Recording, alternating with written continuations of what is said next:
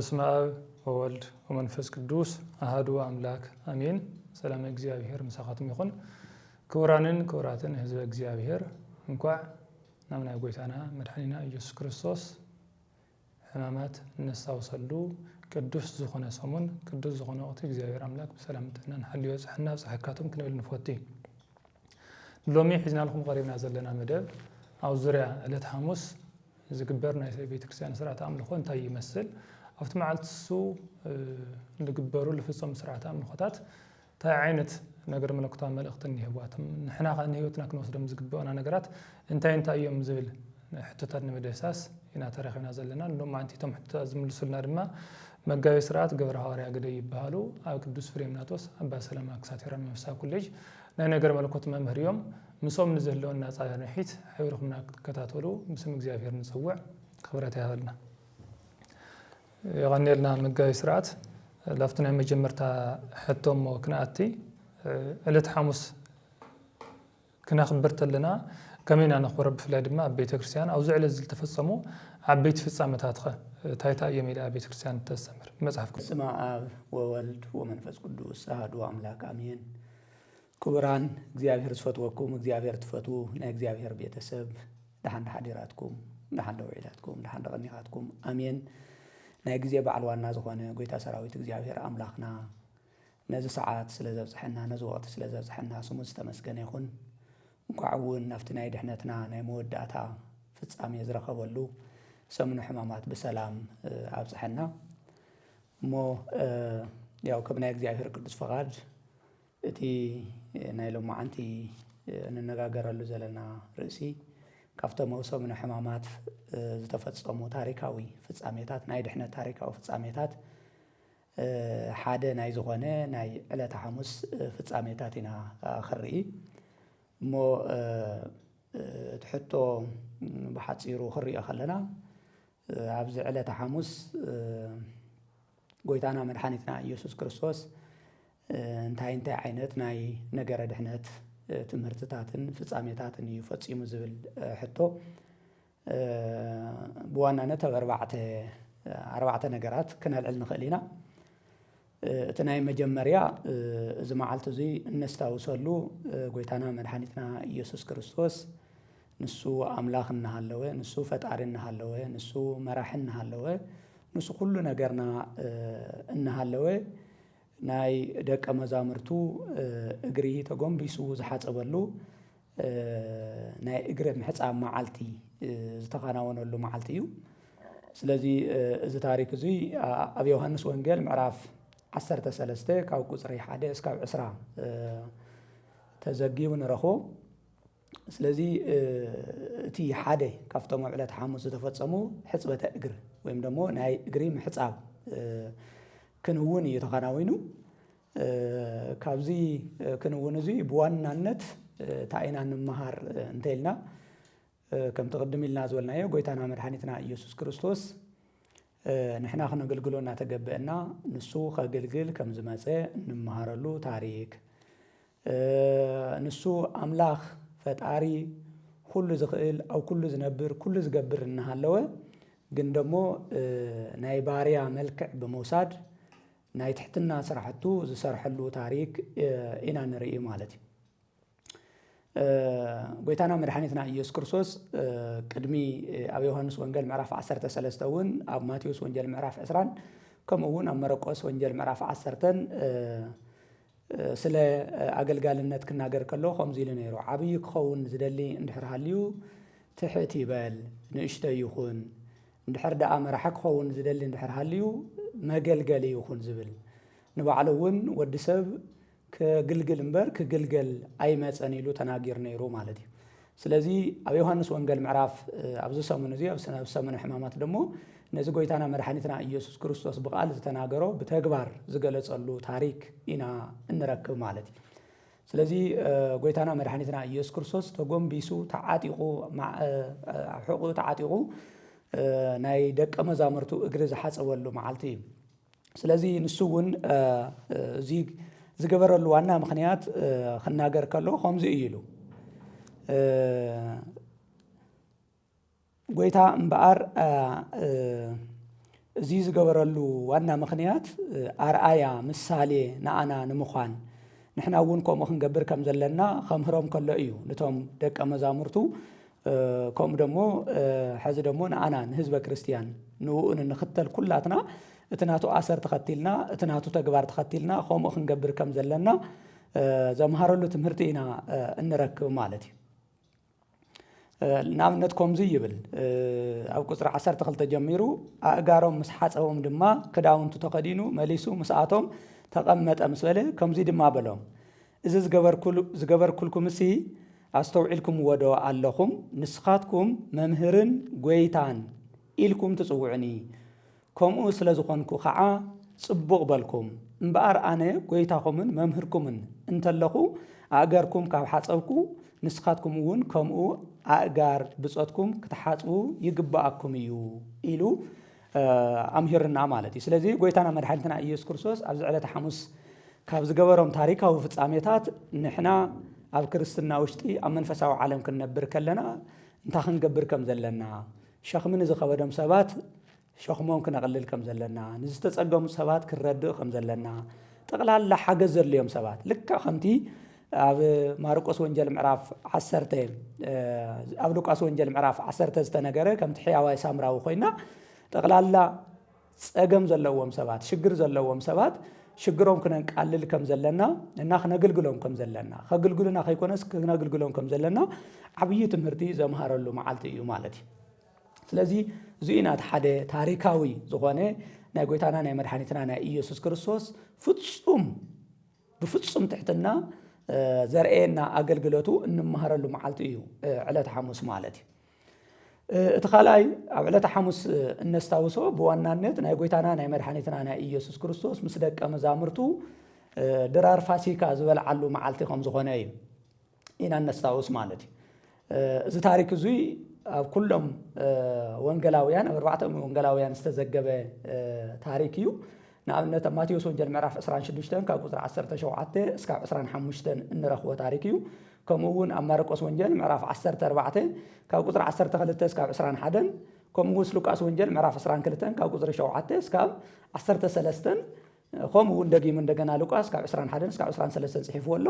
ኣብ ዮሐንስ ወንጌል ምዕራፍ 13 21 እስካብ 30 ዘለውን ናይዚ ታሪክ እዚ ዝተናገረሉ እዩ ስለዚ እዚ ጎይታና መድሓኒትና ኢየሱስ ክርስቶስ እዚ ድራር ፋሲካ እንብሎ ዘለና ወይም ደግሞ ናይ ጎይታና ናይ መድሓኒትና ናይ ምስ ደቀ መዛሙርቱ ኮይኑ ሓድሽ ናይ ሓድሽ ኪዳን ስርዓት ዝሰርዐሉ ናይ ቅዱስ ቁርባን ዝሰርዐሉ መዓልቲ እውን እዩ እዚ ምናልባሽ ዝርዝር ኣቢልና ድሓር ክንመጽ ኢና ግን እቲ ካልኣይ ብዋናነት እነስታውሶ እዚ እዩ ማለት እዩ መበል ሳልሳይ ኣብ ዕለተ ሐሙስ ብዋናነት እነስታውሶ ናይ ጎይታና ናይ መድሓኒትና ኢየሱስ ክርስቶስ ብፍላይ ነቶም 12 ደቀ መዛሙርት ዝሃቦ ናይ መጽናዕንዒ ትምህርቲ ኢና እነስታውስ ማለት እዩ ድሕሪ እቲ ድራር ብፍላይ እቶም ካብቲ ድራር ዝበልዑሉ ገዛ ምስ ወፁ እና ንበይንቶም ነቶም ደቀ መዛሙርቱ ጎይታና መድሓኒትና ኢየሱስ ክርስቶስ ኣብ ኢድ እቶም ጸላእቱ ዝኾኑ ኣብ ኢድ እቶም ፈሪሳውያንን ሰዱቃውያንን ወይም ደግሞ ብሓፈሻ ኣብ ኢድ እቶም ናይ ቤተ መቅደስ ኣገልገልትን ኣብ ኢድ እቶም ናይ ቤተ መንግስቲ መገልገልቲ ዝኾኑን ኣብ ናይ ቀያፋን ኣብ ናይ ቄሳርን ፍርዲ ቤት ቀሪቡ ዝፍረደሉ መዓልቲ እናቐረበ ስለ ዝኾነ ኣብቲ ግዜ ንሱ ኣብቲ ጸልማት ግዜ ደቀ መዛሙርቱ እንታይ ክገብሩ ከም ዘለዎም እንታይ ክገብሩ ከም ዘይብሎም ዝሃቦ ሰፊሕ ናይ መጽናዕንዒ ትምህርቲ ኢና እንረክብ ማለት እዩ ብፍላይ እዚ ኣብ ዮሐንስ ወንጌል ምዕራፍ 13 እስካብ 17 ዘሎ ጠቕላላ ጎይታና መድሓኒትና ኢየሱስ ክርስቶስ ኣብ ዕለተ ሐሙስ ድሕሪ እቲ ድራር ፋሲካ ምስ በልዑ ዘተምሃሮ ትምህርቲ ናይ ምጽንዕና ትምህርቲ እናወሊኦም ዝገልጽዎ ወይም ደሞ ምናልባሽ ናይ ስንብት ትምህርቲ እውን ይበሃል ጎይታና መድሓኒትና ኢየሱስ ክርስቶስ ዝተሓዘሉ ሰዓት ይቐርብ ስለ ዘሎ ዝተወሰኑ ደቂቃታት ኣብ ዝቐረብዎ ግዜ እዩ ኣምሂርዎምና ናይ ስንብት ትምህርቲ ናይ መጽናዕንዒ ትምህርቲ እንረኽበሉ እዩ ሰፊሕ ነገረ ስላሴ ወይም ደግሞ ምስጢረ ስላሴ እውን እንመሃረሉ እዩ ብፍላይ ደግሞ ካብቶም ሰለስተ ኣካላት ሓደ ኣካል ዝኾነ ናይ መንፈስ ቅዱስ ስራሕን ተግባርን እንታይ ከም ዝኸውን ነቶም ደቀ መዛሙርቱ ከመይ ከም ዘጽናዕንዖም ከመይ መንፈስ ቅዱስ ከም ዝልእኸሎም ጎይታና መድሓኒትና ኢየሱስ ክርስቶስ መንፈስ ቅዱስ ምስ መጸ ደግሞ ኣብ ህይወት እቶም ደቀ መዛሙርቱን ዳሕራይ ደሞ ኣብ ህይወት ክርስቲያንን ጠቕላላ ኣብ ቤተ ክርስቲያን እንታይ ከም ዝሰርሕን ብስፍሓት ብዝርዝር ዘምሃረሉ ትምህርቲ እዩ ማለት እዩ። እዚ ናይ መጽናዕናዕ መዓልቲ ወይም ደሞ ናይ መጽናዕናዕ ትምህርቲ ማለት እዩ። ስለዚ ሰማዕትና ኣብ ዕለተ ሐሙስ ኣብ ቤተ ክርስቲያን ክነገልግል ከለና ወይም ደሞ ቤተ ክርስቲያን ኣገልግሎትና ክንፍጽም ከለና እዞም ጎይታና መድኃኒትና ኢየሱስ ክርስቶስ ንደቀ መዛሙርቱ ሽዑ ንደቀ መዛሙርቱ ዝሃቦም ትምህርቲ እናንበብና እናተረዳእና እንተዝኸውን ደስ ይብል ማለት እዩ። ምክንያቱም ኣብ ሓፂር ግዜ እዮም ሂርዎ ኣብ ሓፂር ግዜ ብጣዕሚ ሰፊሕ ጥልቀት ዘለዎ ምስጢረ ሥላሴ ብስፍሓት ዝተተንተነሉ ታሪክ ኢና ንረክብ ማለት እዩ። ዮሐንስ ወንጌል ምዕራፍ 13 እስካብ 17 ዘሎ። ስለዚ ናይ መጽናዕናዕ መዓልቲ ወይም ደሞ ናይ መጽናዕናዕ ትምህርቲ ናይ ሰንበት ትምህርቲ ዝተባሃወሉ ትምህርቲ እውን እዩ ዕለተ ሐሙስ። ስለዚ ዝፍጻሜ እዚ እውን ኢና ነስታውስ ጥራሕ ከይኮነስ እንነብሮ ማለት እዩ። ምስትዋስ ዝብል ቋንቋ ትክክል ኣይመስለንን ብሓፈሻ ኣስታዊስና ንሓልፎ ነገር ከይኮነስ ነገረ ክርስቶስ እንነብሮ እዩ ብህይወት እንነብሮ ካብኡ ንዓቐብ እንነብሮ ህይወት የለን። ምስትዋስ ንእሽተይ ዝቐለለ ቋንቋ እዩ። ስለዚ ነስታውሶ ከይኮነስ እንነብሮ እዩ ናይ ጎይታና ናይ መድኃኒትና ናይ ኢየሱስ ክርስቶስ ነገረ ስቅለት ነገረ ሕማማት ብምልኡ እንነብሮ እምበር እነስታውሶ ጥራሕ ኣስታውስናዮ ንሓልፍ ነገር ኣይኮነን። ስለዚ ናይ ህይወትና ኣካል እዩ ማለት እዩ። ስለዚ እዚ ኢና እነስታውስ ምክንያቱ ንኣቶም ዝተዋሃበ ትምህርቲ ንኣና እውን እዩ ዝኸውን። ንኣብነት ዝተወሰኑ ካብቶም ዝተዋሃበ ትምህርትታት ንምጥቃስ ዝኣክል ጎይታና መድኃኒትና ኢየሱስ ክርስቶስ ኣብ ዮሐንስ ወንጌል ምዕራፍ 14 ኣጆኹም ልብኹም ኣይደንግጽ ኣይትፍርሑ ኣነ መጽናዕንዒ ዝኾነ መንፈስ ቅዱስ ክልእኸልኩም እየ ይብሎ። ኣብ ዓለም እናሃለኹም መከራ ኣለኩም ግን ንዓለም ኣነ ሽኒፈ እየ። ስለዚ እተሽንፍሉ ሓይሊ እተሽንፍሉ መጽናዕንዒ ዝኾነ ሓይሊ ናይ እግዚኣብሔር ዝግለጸሉ መንፈስ ቅዱስ ሓይሊ እግዚኣብሔር እንረኽበሉ መንፈስ ቅዱስ ህይወትና ዝኾነ መንፈስ ቅዱስ ከም እንረክብ እዩ ነጊርዎም ማለት እዩ። ስለዚ ኣነ እንተዘይከይደ ይመጽእን ኣነ እንተኸይደ ግን እቲ መጽናዕንዒ ክመጽእ ኢሉ እዩ ዝነግሮም ማለት እዩ። ንሱ ምስ መጽአ እቲ ንሱ ዝነገሮም ኩሉ ከም ዘምህሮምን ከም ዘስታውሶምን እውን ይነግሮም። ምክንያቱ ንሱ ናይ ሓቂ መንፈስ እዩ። ስለዚ ናብ ሓቂ ክመርሐኩም ይብል ንኣብነት ዮሐንስ ወንጌል ምዕራፍ 15 ቁፅሪ 26 ማለት እዩ። ከምኡ እውን ምዕራፍ 14 ቁፅሪ 26 ከምኡ ይደግሞ። ስለዚ ብሓፈሻ ደቀ መዛሙርቱ ኣቦን ኣዶን ዘይብሎም ኮይኖም ከም ዘይተርፉ ጠቕላላ ከም ኣቦን ከም ኣዶን ኮይኑ ዝንከባኸቦም ዝሕልዎም ሓይሊ ዝኾኖም ዝመርሖም ብጠቕላላ ህይወቶም ብምልኡ ኣብ ትሕቲ ቁፅፅር ኣትዩ ብናቱ ህይወትን ምርሒትን ዝነብሩሉ ቅዱስ መንፈሱ ዝልእኸሎም ምዃኑ ዘምሃረሉ መዓልቲ ኢና። እዚ ንኣና እውን ንኣይን ንኣኻትኩምን ጠቕላላ ንህይወትና ኣብ ክርስትና ክንነብር ከለና ብመንፈስ ቅዱስ ኢና ንምራሕ። ብዘይካ መንፈስ ቅዱስ ህይወት ዝበሃል ነገር የለን። ኣብ ቤተ ክርስቲያን ንገብሮም ስራሕቲ ብምልኦም መንፈሳዊ ህይወትና ብመንፈስ ቅዱስ እዮም ዝከናወኑ ማለት እዩ። እዚ ብስፍሓት ናይ መንፈስ ቅዱስ መጽኡ እንታይ ከም ዝገብር ዝተነገረሉ ደሞ ከምቲ ዝብለኩም ዘለኹ ኣብ ዮሐንስ ወንጌል ካብ ምዕራፍ 13 ጀምርና እስካብ 14 እነንብቦ ኣብ ዕለተ ሐሙስ ጎይታና መድኃኒትና ኢየሱስ ክርስቶስ ኣብ ሓጻር ሰዓት ዘምሃሮ ትምህርቲ እዩና እዚ ትምህርቲ እዚ እውን ኢና እነስታውስ ማለት እዩ።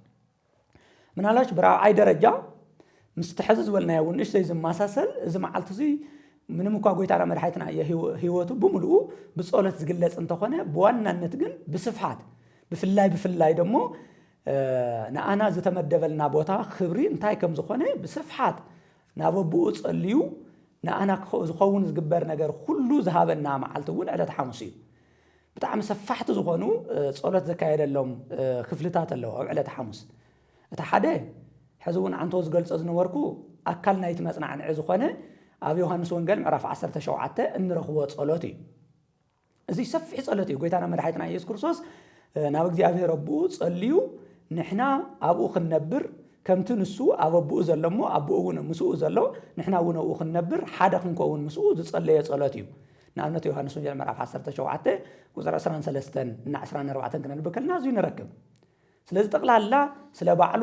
ስለ ቤተ ክርስቲያንን ስለ ዓለምን ዝጸለየ ጸሎት ሰፊሕ ጸሎት እንረኽቦ ኣብ ዮሐንስ ወንጌል ምዕራፍ 17 ኣብ ዕለተ ሐሙስ ጎይታና መድኃኒትና ኢየሱስ ክርስቶስ ዝጸለየ ጸሎት እዩ ማለት እዩ። እቲ ካልኣይ ሰፊሕ ጸሎት ኣብቲ ናይ ጌቴሰማኒ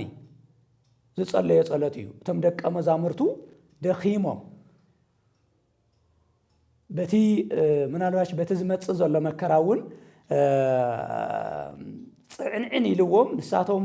ድቃስ ከቢድዎም እናደቀስና ሃለው ደቂሶምና ሃለው ጎይታና መድኃኒትና ኢየሱስ ክርስቶስ ግን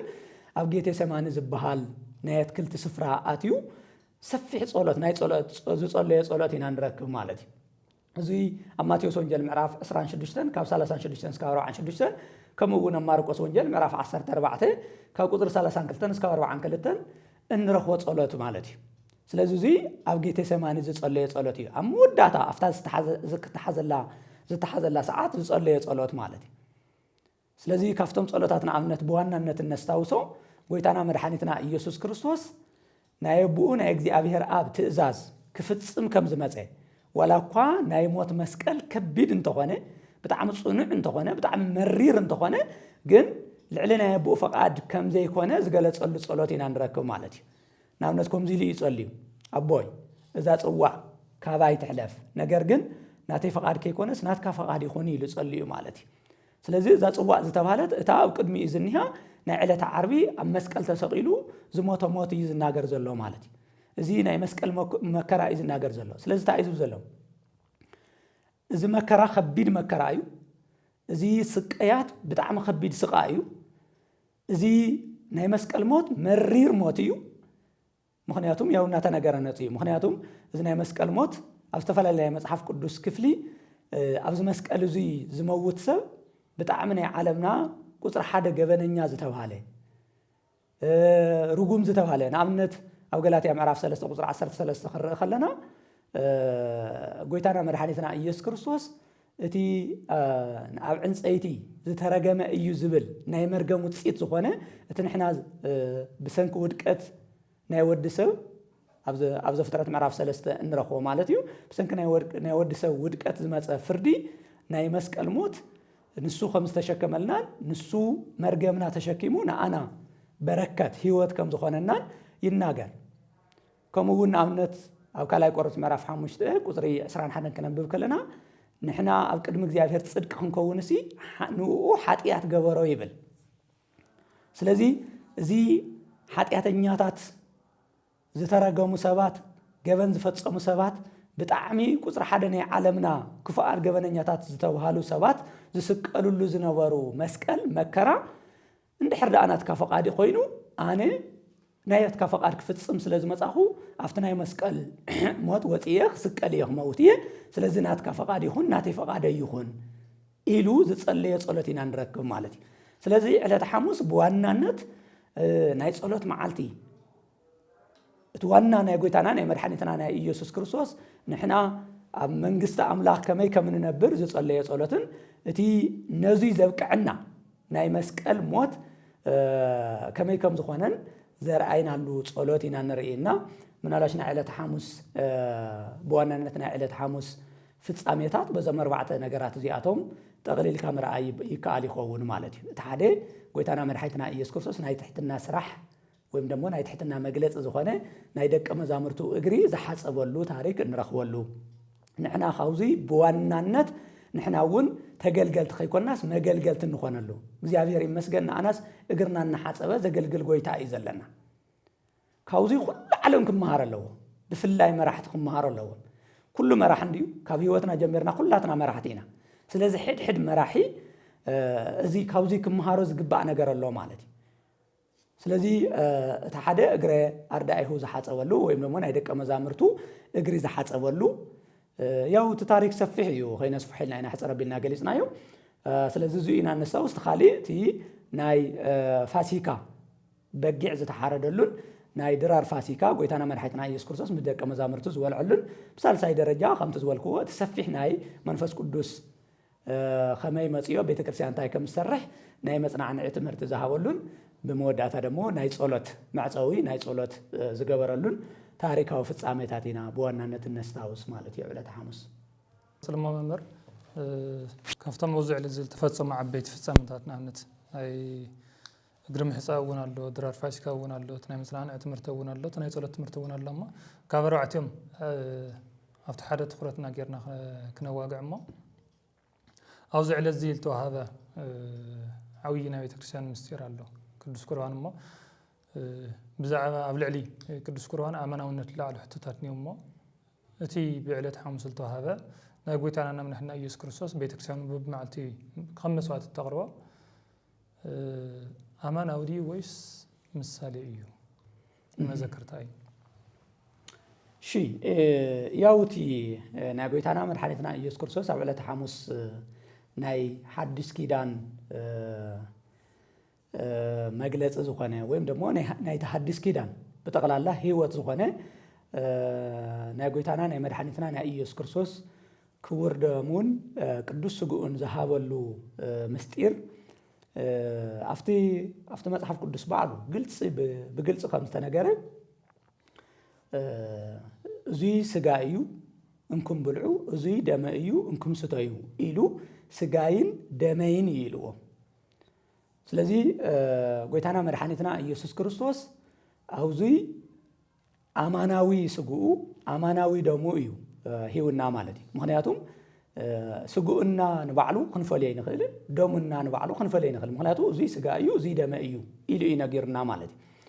سلزي أماناوي أماناوي مالتيو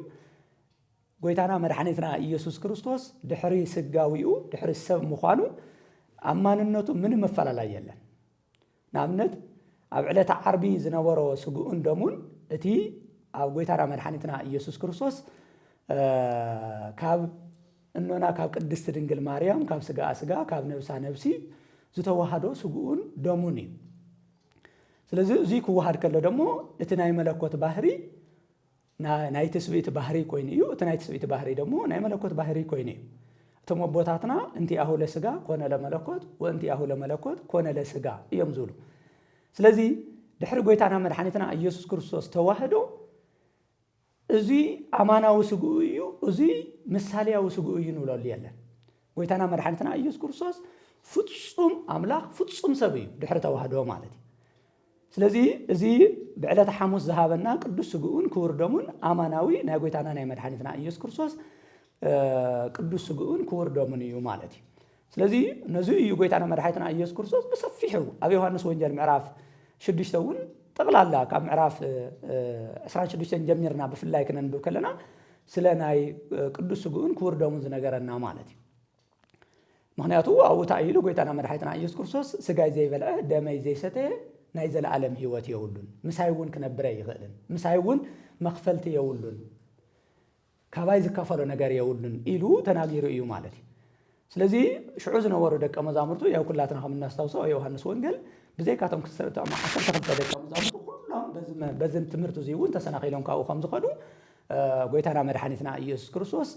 በቃሉ ይነገርና ማለት ግን ጎይታና መድኃኒትና ኢየሱስ በተረጋጋመ እዩ እቶቦይ ዘይሰሓዎ ናባይ ክመጽእ ይኽልን እዩ እምበር ንሳቶም ስለዝኸዱ ወይም ደግሞ ከመይ ጌርና ስጉእ ንበልዕ ደሞ ንሰቲሎም ንሳቶም ስለዝተጨነቁ ጎይታና መድኃኒትና ኢየሱስ ክርስቶስ ካፍቲ አማናዊ ዝኾነ ትምህርቱ ካፍቲ እዙይ ስጋ እዩ ደመ እዩ ዝብል አማናዊ ትምህርቱ ፈጺሙ ፈቃቃ ይበላን ማለት ስለዚህ ኳዳ አናአቶም ኣብ ቁጥሪ ምዕራፍ 6 ቁጥሪ 63 ስጋን ምንም አይጠቅምን ዝብለኩም ዘለኹ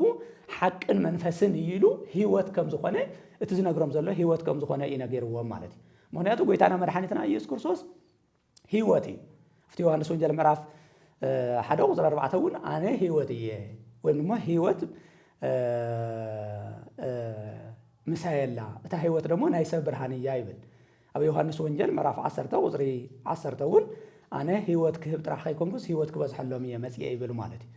في ዮሐንስ ወንጌል ምዕራፍ 14 አፍተና ዕለት ሐሙስ ዘምሃር አንተ ወንውለ ነበርናውን አነ ህይወትን መንገድን ሐቅን እየ ይብል ስለዚህ እዚ ቅዱስ ስጉእን ክቡር ደሙን ህይወት እዩ ህይወትና نقبل زلنا مالتي لعل ህይወት ምንም የለን ንወድሰብ እዚ ህይወት እዚ ደሞ ስጋዊ ህይወት አይኮነን እዚ ህይወት እዚ እግዚአብሔራዊ ህይወት እዩ ናይ መንፈስ ቅዱስ ህይወት እዩ ናይ ክርስቶስ ህይወት እዩ ስለዚህ በቅዱስ ስጉን በክቡር ደሙን ናቱ ህይወትና نقبل مالتي ስለዚህ بግልጽ ቋንቋ አፍተ መጽሐፍ ቅዱስ ባሉ ጎይታና መድኃኒትና ኢየሱስ ክርስቶስ በመለኮታዊ አንደበቱ እዚ ስጋ እዩ እዚ ደሙ እዩ ስለዝኾነ ካውዚ ንዓቀብ አማናዊ ዝብል መግለጽ ክሎ ይኽእል ፈጽሞ ክሎ ይኽእል ስለዚህ ምን አልባሽ ካሊት ሃሊወተን ቆም ዙሉ ሰባትኩም ዙሉ ታሊም በር ምክንያቱም አማናዊ ማለት እዚ ጎይታና መድኃኒትና ኢየሱስ ክርስቶስ እዚ ስጋ እዩ እዚ ደም እዩ እንድሕር ኢልዎ ካውዚ ንዓቀብ ካፍተናቱ ዝገለጾ ንዓቀብ እንዲያው ኣማናዊነቱ መግለጽ የውልን ኢለ ዝወስድ ስለዚ በሓፂሩ እዚ ጎይታና መድሓይትና ኢየሱስ ክርስቶስ ኣብ ዕለተ ሐሙስ ዝሃበና ቅዱስ ስጉኡን ክቡር ደሙን ኣማናዊ ደምን ኣማናዊ ስጋን እዩ ይኽብል ዝኽእል ማለት እዩ። እሺ ምናልባት ብፍላይ ድማ ብማሕበረሰብ ደረጃ ብዙሕ ግዜ ክንሪኢ ከለና ኣብ ዙርያ ቅዱስ ቁርባን ዝተፈላለዩ ምልክታታት ክንፀባረቑ ንሪኢና ሓደ ሓዲኦም እቶም ምልክታት እዚኣቶም ናብ ቅዱስ ቁርባን ሰባት እውን ከይቐርቡ ክገብርዎም እንተለዉ ኣነ ሓደ ሸዕ ተቐሪበስ ሓጢኣት ሰሪሐ ነቲ ቅዱስ ቁርባን ከርክሶ እየ መንእሰይ እየ እኒአኹ ናጋንጎ ክስሓት እየ ኸልየ ስለዘይቐርበ ዝበሃሉ ብጣዕሚ ብዙሓት ኣመለኻኽታታት እኒኦም እሞ ሓደ ሰብ ስለ ቅዱስ ቁርባን ክሓስብ ተሎ ክሕዞ ዝግባእ መንፈሳዊ ኣእምራዊ ርድኢት እንታይ እዩ ብዓይኒ ቅዱስ መፅሓፍ ክንርኢ ተለና? እሺ ብጣዕሚ ፅቡቅ አንተ እውን እናገለጽክዎ ነይረ ስለ ቅዱስ ስጉኡን ክቡር ደሙን ክንሓስብ ከለና መጀመርያ ክንገብሮ ዝግበአና ዝመስለኒ መጀመርያ ሚኢቲ ካብ ሚኢቲ እቲ ቅዱስ ስጉኡን ክቡር ደሙን መድሓኒት ምዃኑ ህይወት ምዃኑ ከኣምን ክኽእል ኣለዎ። ስለዚ ናይ መጀመርያ ቁጥሪ ሓደ ዝመስለኒ ምእማን እዩ። ኣሸንኳ ኣብ መንፈሳዊ ዓለም ኣብ ምድራዊ ዓለም እውን እናተጠራጠርና እንገብሮ ነገር ብዙሕ ግዜ ውፅኢታዊ ኣይኮነን። ስለዚ እቲ ናይ መጀመርያ ሓደ ዕድመ ብዘይፈሊ ግዜ ብዘይፈሊ ቦታ ብዘይፈሊ ሓደ ሰብ ናብ ቅዱስ ስጉኡን ክቡር ደሙን ክመጽእ ከሎ እቲ ናይ መጀመርያ ከገብሮ ዝግባእ መጀመርያ ናብ ክቡር ደሙን ቅዱስ ስጉኡን ዝመጽእ ዘሎ ህይወት ንምርካብ ምዃኑ መድሓኒት ንምርካብ ምዃኑ እዩ ከኣምን ዘለዎ ማለት እዩ። ካብ መጀመሪኡ እንድሕር ሓጢኣተኛ ዘይኮይኑማ እኮ እንታይ ከገብር ሲመጽእ ካብ መጀመሪኡ ሓጢኣተኛ ስለ ዝኾነ ስለ ዝሞተ ህይወት ስለ ዘይብሉ ስለ ዝሓመመ ስለ ዝቆሰለ እኮ ኢና ንመጽእ ዘለና። ለምሳሌ ታድና ንብል ሃበነ ነበር በዘዚ ኣከ መንፈስ ቅዱስ ወፈውሰና በዝንቱ ጥርስ ፈራ እኮ ኢና ንብል ወፈውሰና ኢና ንብል እንታይ ስለ ዝኾንና ስለ ዝሓመምና እንታይ ሕማምና ሓጢኣት ይበሃል ናይ መንፈሳዊ ሕማም እዚ ሓጢኣት እዚ እንታይ እዩ ዝወልድ ሞት እዩ ዝወልድ ሓጢኣት ተይልና ሞት ኣሎ። ስለዚ እዚ ቅዱስ ስጉኡን ክቡር ደሙን ህይወት ዝህቦ ምዃኑ ሚኢቲ ከኣምን ክኽእል ኣለዎ። በዚ ቅዱስ ስጉኡን ክቡር ደሙን ዝፍወስ ምዃኑ መድሓኒት ዝረክብ ምዃኑ ፍጹም ከኣምን ክኽእል ኣለዎ። ስለዚ ናይ መጀመርያ ዝመስለኒ እምነት እዩ ዝመስለኒ ከይኮነስ ብሓፈሻ እውን ክኸውን ዝግብኦ እውን እምነት እዩ ማለት እዩ። ስለዚ እቲ ዓንተ እውን ንብሎ ነበርና እዩ ብዙሕ ግዜ እንድሕር ደኣ እዚ ኣመናዊ ስጉኡ ድዩ እዚ ምሳልያዊ ድዩ እዚ ድዩ ኢልና ብዘይ እምነት ንመጽእ እንድሕር ኮይና ጥርጣሬ እንድሕር ሃሊና ኮይኑ መጀመርያ ንሱ እዩ ክጸሪ ዘለዎ ብምንታይ እዩ ዝጸሪ ብትምህርቲ ይጸሪ ብትምህርቲ ክርስቶስ ክጸሪ ኣለዎ ማለት እዩ። ስለዚ እቲ ናይ መጀመርያ ከኣምን ክኽእል ኣለዎ። ኣብቲ ምናልባሽ ድሓር ክነምፅኦ ንኸውን ኢላ ስለ ዝሓስብኮ ኣብቲ ናይ ዕለተ ዓርቢ እዩ እምበር ንኣብነት እስራኤላውያን ካብ ግብፂ ክወፅእ ከለዉ ኣብ ዘፀአት ምዕራፍ 12 ካብቲ ናይ መጀመርያ ዝተውሃቦም ትእዛዝ ከምዚ እዩ ዝብል ካብቲ ናይ መጀመርያ ዝተውሃቦም ትእዛዝ በታ ቀዳመይቲ መዓልቲ ነቲ ብሑ ካብ ኣባይትኩም ክተውፅዎ ኢኹም ካብታ ቀዳመይቲ መዓልቲ ክሳብ እታ ሸውዓይቲ መዓልቲ ዝበኩዐ ዝበልዕ ሰብ ከዓ ካብ ህዝቢ እስራኤል ተፈልዩ ይወገድ ኢሉ ትእዛዝ ይህብዎም። ኣብ መጽሓፍ ቅዱስ ከምኡ እውን ለምሳሌ ኣብ ቀዳማይ ቆሮንቶስ ምዕራፍ 7 ቁፅሪ 8 ተገሊጹ ኣሎ ከምዚ ይብል ነታ ኣረጊት መዋኽዕቲ ካባኻትኩም ኣርሕቑ ይብል። ስለዚ እንታይ እዩ ዝናገር ዘሎ እቲ ኣረጊት መዋኽዕቲ እንታይ እዩ እንታይ ኣብ ጸልማት ውሽጢ ክንነብር ዝገበረና ዓይነ ልቦናና ዓይነ መንፈሳዊ ዓይንና ክንዕውር ዝገበረና ሓጢኣት መንፈሳዊ ሞት ክንመውት ካብ እግዚኣብሔር ክንፍለ ዝገበረና ሓጢኣት ኣሎ። ስለዚ ካብዚ ሓጢኣት እዚ ኩሉ ንሕፀበሉ ደመ ክርስቶስ እዩ ንእኮ እዩ ጎይታና መድሓኒትና ኢየሱስ ክርስቶስ ኣብ ብሉይ ኪዳን ብምሳሌ ብዝተፈላለዩ ናይ እንስሳታት ደም እናገለጸ ፀንሐ ማለት እዩ። ድሕራ ዮሃንስ ወንጌል ኣብ ዮሃንስ ወንጌል ምዕራፍ 1 ቁፅሪ 29 እና ከምኡ እውን ዮሃንስ ወንጌል ምዕራፍ 1 ቁፅሪ 36 ዮሃንስ መጥምቅ ነዋ በጎ ለእግዚአብሔር ዘይኣትት ኃጢአት ዓለም ናይ ዓለም ኃጢአት ዘውግድ ዘርሕቕ ሰማያዊ በጊዕ እንሄልኩም ኢሉ በዚ ናይ በጊዕ እዙይ ደም ኃጢአትና ዝውገድ ምዃኑ ኃጢአትና ዝስትስረ ምዃኑ ኃጢአትና ዝሕፀ ምዃኑ ኃጢአትና እንተተሓፂብና ደሞ መንበሪ እግዚአብሔር ከም እንኸውን መንፈስ ቅዱስ ከም ዝነብረና كم يزبلهم أنتو أفتعنتو نقلص نوركم نعمت عالم زي يفلطوا ساتكم كنت فلطوا أباخاتكم حادي روز زنبر منفس كله خلكم يلا نسوا منفس قدسي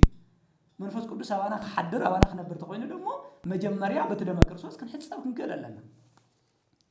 سلازا حدثنا قدس يقولون كور دمون كما تخلوا حاتياتو زحتسا مخانو يكامن زلو مبر بمنتاك حتسا بتدمو كويس حتسا سلازي زحتس دمو زحتسا مخانو زنصح مخانو بتدمو مدحانيت مخانو قدس يقولوا مسكرسوس حدا نخونلو مخانو ترديو خمس زنبره ملأ حلف اندحر كوينو مجمريا خغبرو وزغبا እቲ ዝበኽዖ መዋኽዕቲ እቲ ኣረጊት ማንነቶም እቲ በተቀዳማው ኣዳም ዝመፀ ናይ ሓጢያት መዋኽዕቲ ክውገድ ክኽእል ኣለዎ ማለት እዩ ስለዚ ብምንታይ ዝውገድ ግን ብጎይታና መድሓኒትና ኢየሱስ ክርስቶስ እዩ ስለዚ ኣቀዲሞም እቶም ናብ ቅዱስ ስግኡን ክቡር ደሙን ዝመፁ ኩላትና እንመጽእ ኩላትና ህይወት ስለዚ ኩላትና ክንመጽለና ክንመጽእ ከለና ግን መድሓኒት ምዃኑ ህይወት ምዃኑ ክንርዳእ ክንገለለና ምናልባሽ እንፈልጦም ሓጢያት ብግልጽ ሰራሕና የም ሓጢያት ተሃልዮም ደሞ ንስሓ ኣቲና ኣረቦ ንስሓና ተናዚትና እቲ ዝነበረና ሓጢያት ኣወጊድና ክንመጸለና ማለት እዩ ታይ ማለት እዩ ግን ኣወጊድና ክንብል ከለና ምክንያቱ ተናጊርና በደመ ክርስቶስ ክውገደልካ ኢሉ ዝነግረና ተኻህን ንነግሮ ስለዚ ደመ ክርስቶስ ክውገደልካ በደመ ክርስቶስ ከተሕጸብ ኢኻ በክርስቶስ ስጋ ሓደ ክትከውን ኢኻ ምስ ክርስቶስ ኢሉ ዝነግረናና እቲ ናይ መጀመርያ ቁልፊ ዝመስለኒ ሚኢት ከይተጠራጠርና እቲ ክቡር ደሙ እቲ ቅዱስ ስግኡን ክቡር ደሙን ህይወትና መድሓኒት ምዃኑ ክንኣምን ገለለና መዝሙርና ኩሉ ንሱ እዩ ስለዚ በቲ ናትካ ክቡር ደሙ ማለት በቲ ክቡር ደሙን በቲ ቅዱስ ስጋኻን መድሓኒት ክንረክብ ክንድሕንሲ ሃበና ክንብል ክንገለለና ጸሎትና እውን ንሱ ኢና እቲ ናይ መጀመርያ ክግበር ዝግብኦ እዚ እዩ ስለዚ ንስሓ ኣቲና ዘለና ሓጢያት ተናዚዝና ህይወት ንረክብ ምዃንና መድሓኒት ንረክብ ምዃንና ኣሚንና ኢና ክንመጽእ ዘለና ማለት እዩ እዚ ቅዱስ ቁርባን መድሓኒት ይተልና ስለዚ እቶም ኣብ ማሕበረሰብና ልነገሩ ስለቲ ቅዱስ ቁርባን ኣነ ንዑ ኸርኹሰ ያናም ዝገብለ የልብል ነገራት بعين مصحف ترى تلوس نات جلس له الملسي أو وزرع ملقتها تعزف تخون تانك كافلا بمن ما يركز نايكو تانا من حياتنا يسوع كرسوس كور دمون قدوس سجون فتسي ما يركز بناينا أي يركز وقاد أسي قدسنا ينصحنا نبر مالتي سلازي نحنا تي زولزنا وركونا أبنت الناتات أراترنا نحن نقبله خوينا جن فرد الله تناجيرو نامنت أو كذا ما يكورن تص معرف عصرت حدا تقل الله الناتات أراتره نابز قدوس سجون كور دمون زقربن زقبل نسبقن قبل عليو فردي يمتسقم زلون فرد جزائر تصبي مخانن جن تناجيرو مالتي سلاز بحثير قامقا نهينا حقيقة نوير كسر نحنا نحردا تتأراتيرنا نحردا نحنا بعقباو بسرعة بتمسحف زوزو أماناو بمخا كم مخانا أميننا نحنا نركب مخانا أميننا ما نتكي أمنا هيوت نركب المخانا كي أمنا ناتات أراتنا نقرر نحركوينا جن قبل علينا جن فرد الله مالتي زينا قرنا نقبله توينا نسويتي مسحف زنقرنا مالتي سلت قدس قرآن زكابلنا بتقدس قرآن نغنيم صقاتاتخ تايتايو እሺ ጽቡቕ طيب ማለት ናበልና ያውኳን የርናንዲና በዋናነት ቅድም እንክብል ኣብ ዝነበረና ሕቶ እቲ ቅዱስ ስግኡን ክቡር ደሙን ህይወት ምዃኑ መድሓኒት ምዃኑ እናገለጽና ነርና ስለዚ ህይወት እንረኽበሉ መድሓኒት እንረኽበሉ ምዃኑ ያው ሰማዕትና ከስታውሱ ይደሊ ካብኡ ምናልባሽ ካልኦት ዘይተጠቐሱ ነገራት ዝተወሰነ ንምጥቃስ ዝኣክል ግን ናብነት እዚ ቅዱስ ስግኡን ክቡር ደሙን ምስ ክርስቶስ ሓደ እንኾነሉ እዩ ምስ ክርስቶስ ሓደ እንኾነሉ እዩ ኣብ ዮሐንስ ወንጌል ምዕራፍ 6 ቁጥሪ 56 ከምዚ እዩ ዝብል እቲ ስጋይ ዝበልዕ ደመይ እውን ዝሰቲ ኣባይ ይነብር ኣነ እውን ኣብኡ ይነብር እዩ ዝብል እዚ ልዕሊ ኩሉ ነገር ኢና ኣና ንሕና ኣብኡ ክንነብር ንሱ እውን ኣባና ክነብር እንድሕር ኮይኑ እቲ ቅዱስ ስግኡን ክቡር ደሙን ክንበልዕ እቲ ቅዱስ ስግኡ ክንበልዕ እቲ ክቡር ደሙ ደሞ ክንሰቲ ይግበአና ማለት እዩ ስለዚ እቲ ስጋይ ዝበልዕ ደመይ እውን ዝሰቲ ኣባይ ይነብር ኣነ እውን ኣብኡ ይነብር ኢሉ እዩ ነገርና እዚ ጎይታና መድሓኒትና ኢየሱስ ክርስቶስ በዓሉ ዝነገረና እዩ ማለት እዩ ስለዚህ ሓደ ንኾነሉ ምስ ጎይታና መድሓኒትና ኢየሱስ ክርስቶስ ሓደ ንኾነሉ ሕብረት እንፈጥረሉ እዩ ስለዚህ ኣብ ዝተፈላለዩ ናይ መጽሓፍ ቅዱስ ክፍልታት እዚ ሓሳብ እዚ ኢና ንረክብ ማለት እዩ ስለዚህ በዚ ቅዱስ ስጉን ኣማናዊ ዝኾነ ሩኡይ ብዝኾነ ብዚ ጭበጥ ብዝደሰስ ግን ጠቕላላ ዘይረአን ሰማያውን ዝኾነ ሃብትን ንረኽበሉ ምስ ጎይታና መድሓኒትና ኢየሱስ ክርስቶስ ናፍቲ መልክዑን ምስሉን እናዓብየሉ በረከት ንረኽበሉ እዩ ማለት ኢና እቲ ሓደ ብዋናነት እቲ ቅዱስ ስጉኡን ክቡር ደሙን ምስ ክርስቶስ ሓደ ንኾነሉ እዩ ሐዋርያ ቅዱስ ጳውሎስ እውን ተመሳሳላይ ሓሳብ ኣለዎ ንኣብነት ስለቲ ሓደ ሕብስቲ ሓደ ጽዋዕን ኣብዚ ትንትነሉ ግዜ ከምኡ እዩ ዝብል ከምዚ ይብል ንኣብነት ኣብ ቀዳማይ ቆሮንቶስ ምዕራፍ 10 ቁጽሪ 16 እስካብ 17 እቲ ንሕና ንባርኾ ናይ በረከት ጽዋዕ ምስ ደመ ክርስቶስ ሕብረት ዘለዎ ዶ ኣይኮነን ይብል ስለዚ ብሕቶ መልክዕ ዘቕርቦ እቲ ንሕና ንባርኾ ናይ በረከት ጽዋዕ ምስ ደመ ክርስቶስ ሕብረት ዘለዎ ዶ ኣይኮነን እዩ ዝብልና ናይ ኩላትና መልሲ እወ ኣለዎ ዝብል እዩ ዝኸውን ማለት እዩ እቲ እንቆርሶ ሕብስቲ ምስ ስጋ ክርስቶስ ሕብረት ዘለዎ ዶ ኣይኮነን እዩ ዝብል ማለት እዩ ኩላትና ካብ ሓደ ሕብስቲ ንቕበል ኣለና እሞ እቲ ሕብስቲ ሓደ ከም ዝኾነ ከምኡ ንሕና እውን ብዙሓት እንተለና ሓደ ኣካል ኢና ይብል ስለዚ ኣብዚ ሓሳብ እዚ ኣብዚ መንፈስ ቅዱስ ዝገልጾ ዘሎ ሓሳብ እንታይ እዩ ሓደ ጽዋዕ ክንወስድ ከለትና ምስ ክርስቶስ ሓደ ከም ዝኾንና ኩሉ ኩላትና ኣመንቲ እውን ሓደ ንኾነሉ ምስጢር እዩ ጎይታና መድሓኒትና ኢየሱስ ክርስቶስ ኣብ ዕለተ ሐሙስ ሰሪዕልና ማለት እዩ ስለዚ ሓደ ጽዋዕን ሓደ ሕብስትን ምስ ጎይታና መድሓኒትና ኢየሱስ ክርስቶስ ሕድሕድና ሓደ ንኾነሉን እቲ ሓደ ዝኾነ ክርስቶስ ኣብ ኩላትና ዝህልወሉን ምስጢር እዩ ተገሊጹሉ ማለት ኢና እዚ እዩ እንዲያው ቦታትና ከተርጉምዎ ከለው እዚ ያው ኩላትና ከም እንፈልጦ እዚ ሓደ ሕብስቲ እዚ ካብ ዝተፈላለየ ቦታ ኣብ ዝተፈላለየ ቦታ ተዘሪኡ ዝነበረ ተሰብሲቡ መፅኡ ሓደ ሕብስቲ ዝኾነ እዩ ንሕና እውን ኣብ ራእየ ዮሃንስ ኣብ ዝተፈላለየ ገጽ ከም ዝተገለጸ ካብ ዝተፈላለየ ዓልየት ካብ ዝተፈላለየ ቋንቋ ካብ ዝተፈላለየ ድሕረ ባይታ ተሰባሲብና ብክርስቶስ ሓደ ዝኾንና ክርስቲያን ኢና ማለት እዩ ክርስቶስ ሓደ ከም ዝኾነ ኩላትና ደሞ ብክርስቶስ ሓደ ኢና ኣብ ገላትያ ምዕራፍ 3 ቁጽሪ 27 ከምዚ ይብል ባርያ የለን ጭዋ የለን ግሪካዊ የለን ኣይሁዳዊ የለን ሰብኣይ የለን ሰበይቲ የለን ኩላትና በክርስቶስ ሓደ ኢና ይብል ስለዚ ኩላትና በክርስቶስ ሓደ ዝኾንናሉ ምስጢር እዩ እዚ ቅዱስ ስጉኡን ክቡር ደሙን ማለት እዩ ስለዚ ልክዕቲ ከምቲ ስርናይ ካብ ዝተፈላለየ ቦታ ተሰብሲቡ ያው ኩላትና ብፍላይ ኣዴታትና ከም ትፈልጥዎ ተጣሒኑ ሓደ ሕብሽቲ ከም ዝኸውን ኩሉ ንሕና እውን ካብ ዝተፈላለየ ቋንቋን ባህልን ካብ ዝተፈላለየ ድሕረ ባይታን ተሰባሲብና ብሓደ ክርስቶስ ሓደ ዝኾንና ኢና ስለዚ እቲ ሓድነት ናይ ክርስቶስ ዝተገለጸሉ ዓብይ ምስጢር እዩ ጎይታና መድሓኒትና ኢየሱስ ክርስቶስ ኣብ ዕለት ሐሙስ ገሊጹልና ማለት እዩና ምስ ክርስቶስ ሓደ ዝኾንናሉ እዩ ስለዚ ሓደ ጽዋዕ ክንሰቲ ከለና ሓደ ህብስቲ ባሪኽና ክንበልዕ ከለና ስለዚ ወይም ደሞ ባሪኹ ክበና ከሎ ብመሰረቱ እቲ ጽዋዕ እውን ንቕበሎ ካብ ጎይታና መድሓኒትና ኢየሱስ ክርስቶስ እዩ እቲ ቅዱስ ስጉእ እውን ንቕበሎ ካብ ጎይታና መድሓኒትና ኢየሱስ ክርስቶስ እዩ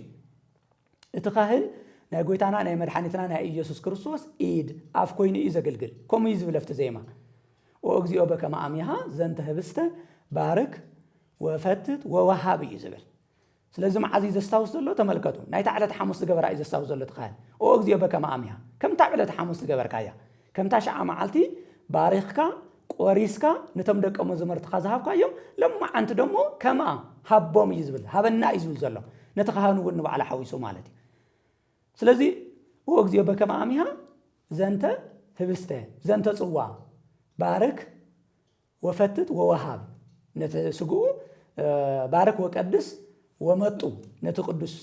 ክቡር ደሞ ማለት እዩ ስለዚ ኩላትና ሓደ ክንፈልጦ ዝግበአና አንተ እውን ምናልባሽ ዘየልዓልና ይኽነልዕሎ ዝግበአና ዝነበረ እውን ኩላትና ናብ ቅዱስ ስጉኡን ክቡር ደሙን ክንመጽእ ከለና ምስ ጎይታና መድሓኒትና ኢየሱስ ክርስቶስ ሕብረት ዝህልወና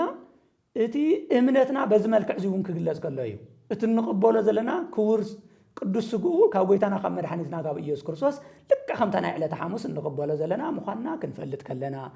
እቲ ጽውኡ እውን ካብ ጎይታና ካብ መድሓኒትና ኢየሱስ ክርስቶስ ኢድ ተቐቢልና ንሰትዮ ከም ዘለና ክንርዳእ ከለናን ክንፈልጥ ከለናን ክንኣምን ከለና ሓደ ግዜ ፍልጠትና እምነት ይፈላለዩ እዮም እቲ ፍልጠትና በእምነት ክድምደም ክኽእል ኣለዎ ሓደ ግዜ ዘይንፈልጦም ግን በእምነት እንረጋግጾም ነገራት ኣለዎ ማንም ሰብ ተመራሚሩ ስለ ባዕሉ 100% ይፈለጠን እስካ ሕዚ ማንም ሰብ ናይ ዓለም ምስጢር ተመራሚሩ ይፈለጠን በእምነት እንቀበሎም ማዓት ነገራት ኣለዎ ኣብ ውሽጥና ዘለዎ ሰውነትና ውሽጥ ዘለዎ ኳስ በእምነት እንቀበሎም ኣለዎ ተባሂልና ተነጊርና እንፈልጦም በር በተግባር በዓይንና ዘይንሪኦም ዘይንጭብጦም ነገራት ናይና ዲኤንኤ መርሚርና ይፈለጥናዮ ናይና ናይ ጻብዕቲ ታይ ዝበሃል ፊንገር ፕሪንት ዝበሃል ወይ ድማ ዓሻራ ዝበሃል ተመራሚርና ይፈለጥናዮ ብዙሕ ነገር እዩ ዘሎ ስለዚ ኣሽንኳይ ነገር እግዚአብሔር ክብል ደልየ ብሓፈሻ ግን እቲ ናይ ክርስቶስ ስጋ ምስ ክርስቶስ ሓደ እንኾነሉ እቲ ናይ ክርስቶስ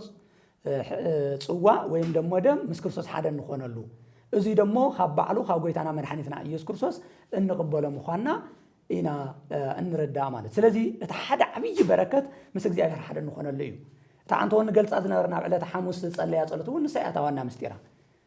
ጽሙ ቀቢልና ዮሐንስ ወንጌል ምዕራፍ 17 ታያልተልናስ ምክንያቱ ጎይታና መድኃኒትና ኢየሱስ ክርስቶስ እቶም ደቀ መዛሙርቱ ምስኡ ሓደ ክኾኑ ንሱ አበቡኡ ከም ዘሎ አቡኡ ነብኡ ከም ዘሎ ንሳቶም ደሞ አበቡኡ ነብኡን ክኾኑ ሓደ ኮይኖም ክነብሩ ዝብል ጸሎት እዩ እዚ እትና መጀመርያ ዝተፈጠርናሉ እዩ በመሰረቱ እዚ እትና መጀመርያ ዝተፈጠርናሉ ማንነትና እዩ ምክንያቱ ሰብ በመልክዕን በምስልን ፈጣሪ እዩ ተገሊጹ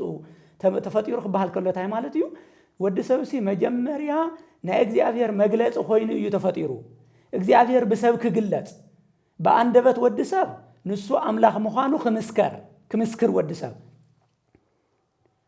በአምላኽ ዝነብር ምዃኑ ከአምን ብዘይካ አምላኽ ካልእ ህይወት ከም ዘይውሉ ከአምን ስለዚህ በሐፈሻ ማንነቱ በሙሉ መንፈሱ ነብሱ ስጉእ በሙሉኦም መግለጽ እግዚአብሔር ክኸውን ተፈጢሩ መልክዕን ምስልን ማለት ንሱ ማለት እዩ ክብር እግዚአብሔር ወዲ ሰብ ክግለጽ ተናይ መጀመርያ አዳም ወዲቁ ክብር ናይ እግዚአብሔር ደሞ በክርስቶስ ተገለጸ ንሕና ደሞ ናይ ክርስቶስ ስለዝኾና ናይ እግዚአብሔር መግለጽ ንኸውን ማለት እዩ ናይ እግዚአብሔር መግለጽ ንኸውን ግን መጀመርያ ምስኡ ሓደ ክንከውን ኣለና ምስኡ ሓደ ክንከውን ተኮይና ደሞ እቲ ክቡር ስጉኡን ቅዱስ ስጉኡን ክቡር ደሙን ደሞ ክንቅበል ክንክእል ኣለና ማለት እዩ ስለዚህ ሓደ በረከት እቲ ሓደ ዋና ዓብይ ምስጢር ናይ ዕለተ ሐሙስ እዚ ምስጢር እዚ ምስ ክርስቶስ ሓደ ዝኾናሉ እዩ ስለዚህ ኣብ ወንጌል ዮሐንስ እውን ኣብ ማቴዎስ ምዕራፍ 16 እውን ኣብ ማርቆስ ምዕራፍ 14 ኣብ ሉቃስ 22 ከምኡ እውን ኣብ ዮሐንስ ወንጌል ምዕራፍ 13 እንረኽቦ ታሪክ እዚ ታሪክ እዚ እዩ ዘስታውሰና ማለት እዩ ስለዚህ እዚ ክንብል ንኽእል በኻሊ ያው እዚ ጽዋዕ እዚ ዝደም እዚ ናይ ጥምቀቱ ምሳሌ እውን እዩ ዝተወለድ ዳግም ዝተወለድናሉ እዩ ናላ ሽፍተና ዕለተ ዓርቢ እኳ ዝትንተን እንተኾነ ግን ንሕና ዳግም ዝተወለድና ልክ ካፍቲ ካብ ጎኑ ዝወፀ መለኮታዊ ዝኾነ ማይን ካብቲ ካብ ጎኑ ዝወፀ ደምኒና ቡኢና እንውለድ ዳግም እንውለድ ማለት እዩ ስለዚ ዳግማይ ልደት ዝረኸብናሉ ከምቲ ኣብ ኒቆዲሞስ ዘመን እነስታውሶ ወይም ደሞ ኣብ ዕለተ ኒቆዲሞስ እነስታውሶ ማለት እዩ ያው ኒቆዲሞስ ተነገሮ ታሪክ ኩላትና ንፈልጦ ኢና ክልተ ነገር ተነገርዎ ኣብ ዮሐንስ ወንጌል ምዕራፍ 3 ቁጥር 3 ዳግም እንድሕር ዘይተወለድኩም ከቶ መንግስተ ሰማያት ክትርእይዋ ኣይትኽእሉን ይብል ኣብ ዮሐንስ ወንጌል ምዕራፍ 3 ቁጥር 5 ደሞ ዳግም ካብ ማይን ካብ መንፈስ ቅዱስን እንድሕር ዘይተወለድኩም ከቶ መንግስተ ሰማያት ክትኣትዉ ኣይትኽእሉን ይብል ማለት እዩ ስለዚ መንግስተ ሰማያት ክንርኢ መንግስተ ሰማያት ክንኣቱ ዘኽእለና በረከት ዝረኸብናሉ እዩ እዚ ናይ ክርስቶስ ደምን ስጋን ማለት እዩ ስለዚ ናይ ጥምቀትና ምሳሌ እዩ ብስጋን ብደምን ኢና ንጎይታና መድኃኒትና እያ እንመስሎ ኣብ ዕብራውያን ብሰፊሑ ተገሊጹ እዩ ንጎይታና መድኃኒትና ኢየሱስ ክርስቶስ ብስጋን ደምን ከም እንመስሎ ስለዚ ሞቱን ንእውጀሉ እዩ እንዲያው ሓደ ሰባት አንተ እውን ምናልባሽ መምህር እውን የልዓልኩም ማነፍትሕቶ እምበር ምስታ ኣማናዊ ድዩ ኣማናዊ የኮነን ዝብል ዘልዕልዎስ ንዙይ ንመዘከርታ ይግበርዎ ዝብል ቃል ስለ ዘሎ እዩ መዘከርታ ይግበርዎ ማለት ኣማናዊ ማለት ኣይኮነን እናዘከርኩም ንኣይ ኣነ ዝሃብኩኹም ምዃኑ ኣብ ዕለተ ሐሙስ ኣብ ዕለተ ዓርቢ ስጋይ ቆሪሰ ደመ የፍሲሰ ዝሃብኩኹም ምዃኑ እናስታወስኩም ማለት እዩ ተዘይስታዊስና መኻበይ መፅኡ ክንብል ፍልፍል ባ ክንፈልጦ ኣለና ምንጭ ባ ክንርድኦ ኣለና ብደንብ ገርና ክንፈልጦ ኣለና ስለዚ እዚ ቅዱስ ስጉኡን ክቡር ደሙን ዝረኸብናሉ በረከት እውን ስለ ጎይታና መድኃኒትና ኢየሱስ ክርስቶስ ኣፍና ሞሊእና ክንናገርን ክንምስክርን እውን ዝገበረና እዩ እዚ ምናልባሽ ከም ሓደ ሰባት ከም በረከት ዘይክርእይዎ ይኽእሉ ይኾኑ ግን እቲ ዝዓበየ በረከት እዩ ሓደ ሰብ እንድሕር ኣሚኑ እግዚአብሔር ለምሳሌ ብጎይታና መድኃኒትና ኢየሱስ ክርስቶስ ጎይታ ምዃኑ እንድሕር ኣሚኑ ጎይታ ምዃኑ እዩ ዝምስክር ናይ ሙዳእታ ናይና ናይ ድሕነትና መግለጺ ስለ ጎይታና መድሓይትና ኢየሱስ ክርስቶስ ምምስካር እዩ ፍቱ ዮሐንስ ወንጌል ምዕራፍ 7 ቁጥሪ 38 እስከ 39 ክናገር ከለናስ ከምዚ ዝብል ቃል ኣሎ እቲ ዝጸምአ ይምጻእ እሞ ኣነ ማየ ህይወት ክወ እየ ስለዚ ካብ ውሽጡ ዝፍልፍል ሩዋ ክኸውን ይብል ካብ ውሽጡ ዝፍልፍል ሩዋ እዩ ዝኸውን ሓደ ሰብ እንድሕር ኣሚኑ ለምሳሌ በትክክል ናይ ጎይታና ናይ መድሓኒትና ኢየሱስ ክርስቶስ ቅዱስ ስጉኡን ክቡር ደሙን ተረዲእዎ ቅዱስ ስጉኡን ክቡር ደሙን ዝበልዕን ዝሰትን ሰብ ንሱ ካብ ውሽጡ ዝፍልፍል ማየ ህይወት ኣለዎ ኩሉ ግዜ ስለ ነገር እግዚአብሔር ይዝናገር መንፈስ ቅዱስ እዩ ውሽጡ ዝናገር ኩሉ ግዜ እዚ ማይ ዝጸምኦም ሰባት ከም ዘለው ተረዲኡ ንኣቶም ይዝመስክር ማለት ስለዚ እንታይ አይና ንገብ እንታይ አይና ንብልተልና ቀጥታ ናይ ጎይታና ናይ መድሓኒትና ኢየሱስ ክርስቶስ ቅዱስ ስጉኡን ክቡር ደሙን ዝተሓዝና ኢና ምስክርነት በዋናነት መጽሐፍ ተርእና እንተ ኮይና መጀመሪያውን ማዕጻዊያውን ናይ ጎይታና ናይ መድሓኒትና ኢየሱስ ክርስቶስ ስቅለትን ትንሳኤኒ ሃደ ቅዱስ ጳውሎስ አው ኩለን ዝገበረን ስብከታት ተርእና መጀመሪያ ስነ ፍጥረት ጀሚሩ ኣብ መወዳእታ በትንሳኤ ክርስቶስ እዩ ዝዓጽ ስለዚ ስለ ጎይታና መድሓኒትና ኢየሱስ ክርስቶስ ክንናገረሉ ንኽእል ትምህርቲ ዝረኸብናሉ እዩ እዚ ክቡር ደሙን ቅዱስ ስጉኡን ክቡር ደሙን ማለት ኢና ብዙሕ ነገር ኢና ረኺብና ያው ዝደመ ክርስቶስ ኩላትና ከም እንፈልጦ ሓጢያትና እውን ዝተሓጸወሉ በሓፈሻ ምናልባትም ነገራት ንምብራር ዝኣክል እምበር ይዳጋገሙ እዮም ዘለው ናይ ዓለም ሓጢያት ዝሕጸብ እኮ ናይ ዓለም ሓጢያት ክበሃል ከሎ ንኣይን ንኣኻትኩም እንሓስዩ ምክንያቱ ንሕና ኣፍቶም ሓጢያቶም ዝተሓጸበሎም ዓለም ውሽጢ ኢና ንካተት ኣብ መጽሓፍ ቅዱስ ክልተ ዓለም እዮም ዘለው ሓጢያቶም ዘይተሓጸበሎም ዓለም ኣለው ብክርስቶስ ዘየኣምኑ ሰባት ማለት እዩ ሓጢያቶም ዝተሓጸበሎም ዓለም ደሞ ኣለው ንሕና ብክርስቶስ ንነኣምን ኢና ከመይ ኢና ግን ናብዚ ደረጃ እዚ መጺና ምክንያቱ ሓጢያትና ብደመ ክርስቶስ ዝተሓጸበ ስለ ዝኾነ ንዕዩ እኮ ዮሐንስ ተዓንቶ ዝገልጾ ዝነበርኩ ናይ ዓለም ሓጢያት ዘውግድ ዘርሕቕ ዝሓጽብ ሰማያዊ በጊዕ ተገሊጹልኩም ኣሎ ድሕሪ ሄዚ ምድራዊ ዝኾነ ናይ እንስሳ በጊዕ ደም ዘስተስርየሉ ግዜ ኣውቂዕ ኣሎ ቀደም እውን ዘስተስረይ ነበረን ግዜያዊ ምሳሌ እዩ ነይሩ ጎይታና መድሓኒትና ኢየሱስ ክርስቶስ እስካዕ ዝመጽእ ብጽላሎት እንግልገለሉ ብግዜያውነት እንግልገለሉ ዝነበርና እዩ ሕዚ ግን ተኣማናዊ ዝኾነ ደመ ክርስቶስ ስለ ዝፈሰሰ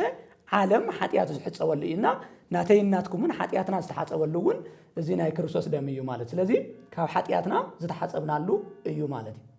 ስለዚ እዚኦም ክነስታውስ ንኽእል ኢና ብሓፈሻ ግን ጥቕልል ኣቢልና ክንሪኦ ከለና ግን ምስ ጎይታና ምስ መድሓኒትና ምስ ኢየሱስ ክርስቶስ ሓደ ዝኾንናሉ ምስጢር እዩና እዚ ምባል ንኽእል ኢና ንግዚኡ ማለት እዩ ሽሞ መምህር ላፍቲ ቀጻላይ ሕቶ ክንኣትሞ ሓድሽ እቲ ቅዱስ ቁርባንን ሓድሽ ፍጥረትን ወይ ድማ ሓድሽ ሰብነትን ለለዎም ዝምድና ኸታ እዩ እሺ ያው በዋናነት አንተ እውን እናገለጽኩዎ ነይረ እቲ ሓድሽ ፍጥረት ዝበሃል ምስ ክርስቶስ ሓደ ዝኾነ እዩ ከመይ ምስ ክርስቶስ ሓደ ዝኸውን ካብቶም ሓደ ዝኾነሎም ምስጢራት ኣብ ዕለት ሐሙስ ነስታውሶ ናይ ቅዱስ ስጉኡን ክቡር ደሙን ኢልና ገሊጽናዮ ኢና ስለዚ ብክርስቶስ እዩ ሓድሽ ፍጥረት ዝበሃል ማለት መጽሐፍ ቅዱስ ክልተ ፍጥረታት እንዲዮም ዘለው ኣረጊት ፍጥረት እና ሓድሽ ፍጥረት እንብሎ ወይ ብኻሊእ ቋንቋ ናይ መጽሐፍ ቅዱስ ተጻዋዓ ደሞ ውሽጣዊ ሰብነትን ውሽጣዊ ሰብን ደጋዊ ሰብነትን ኢሉ እውን ይገልጾም ንኣብነት ክንሪኦም ኢና ብመጽሐፍ ቅዱስ ክፍሊ እዚኦም ማለት እዩ ብኻልኣይ ደረጃ ብሳልሳይ ደረጃ ምናልባሽ እዚኣቶም ዝግለጽሉ ኣረጊት ሰብነትን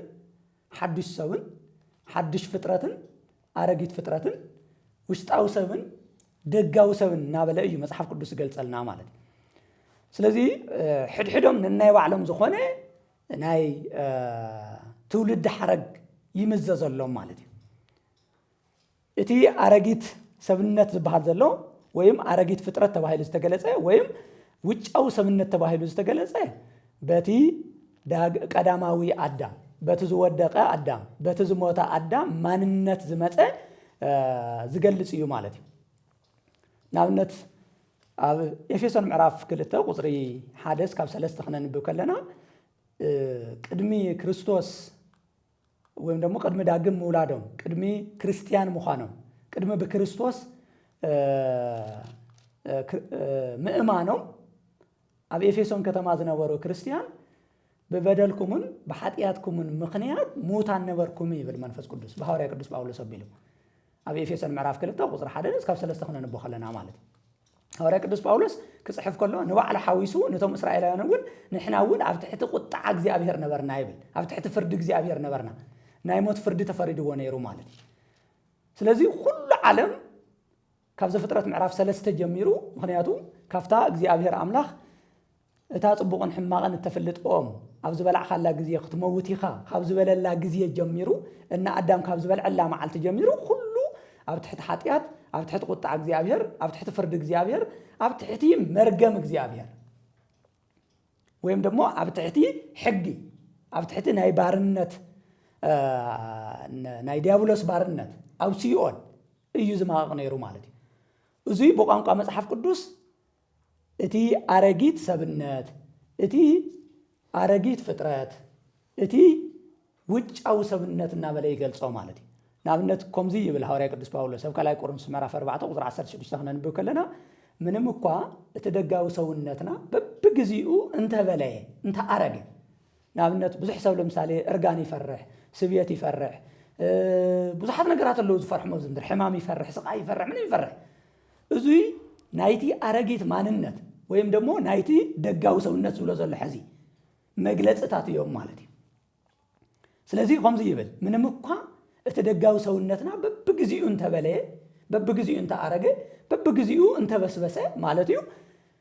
በብግዚኡ ዝሕደስ ውሽጣዊ ሰብነት ኣለና ይብል ማለት እዩ ስለዚ እዚ ውሽጣዊ ሰብነት ብኸመይ እዩ ተረኺቡ ብጎይታና ብመድሓኒትና ኢየሱስ ክርስቶስ በቲ ዳግማዊ ኣዳም በቲ ሓድሽ ኣዳም እዩ ተረኺቡ ማለት እዩ ከምኡውን ንኣብነት ስለ ሓድሽ ፍጥረትን ስለ ኣረጊት ፍጥረትን ክነንብብ ከለና